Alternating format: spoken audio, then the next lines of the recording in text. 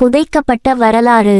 தனியார் தொண்டு நிறுவனம் தேனி மாவட்டம் தலைமையகம். இந்த நிறுவனம் ஆனது இந்தியாவில் உள்ள அனைத்து மாநிலத்திலும் கிளைகள் உள்ளது மற்றும் தமிழ்நாட்டில் தேனியில் தலைமையகம் உள்ளது என்பது குறிப்பிடத்தக்கது. கடந்த 2014ஆம் ஆண்டிலேயே தற்போது நடைபெற்று வரும் 2026ஆம் ஆண்டில் இந்தியாவில், தமிழ்நாட்டில் மற்றும் கேரளம் பல இடங்களில் குடிநீர் பிரச்சனை ஏற்படும் என்றும் ஆறுகள் வற்றும் என்றும் ஆன்மீகத்தின் மூலமாகவும் தன்னார்வ தொண்டு நிறுவனம் தலைமையிடம் தேனி மூலமாகவும் கூறப்பட்டுள்ளது. இதனை 2014ஆம் ஆண்டிலேயே நம் மறைந்த முன்னாள் முதலமைச்சர் ஜெயலலிதா அம்மையார் அவர்களிடம் மற்றும் மாநில ஆளுநர் மற்றும் பல அரசியல் தலைவர்களுக்கு தபால் மூலமாகவும் தன்னார்வ தொண்டு நிறுவனம் தேனி மாவட்டம் மூலமாக கூறப்பட்டதாக குறிப்பிடப்பட்டுள்ளது. 12 ஆண்டுகள் கழித்து, அதாவது 2026ஆம் ஆண்டில் பல்வேறு பகுதிகளில் தண்ணீர் வற்றும் நிலை உருவாகும் என முன்கூட்டியே கூறப்பட்டதாக குறிப்பிடப்பட்டுள்ளது. தற்போது அதன் அடிப்படையிலேயே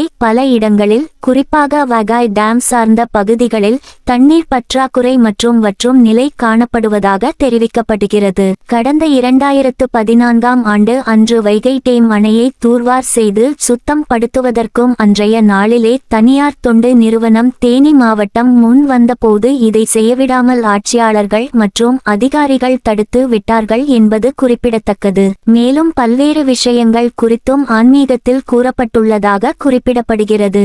மேலும் தகவல்களுக்கு கமெண்ட் செய்யவும்.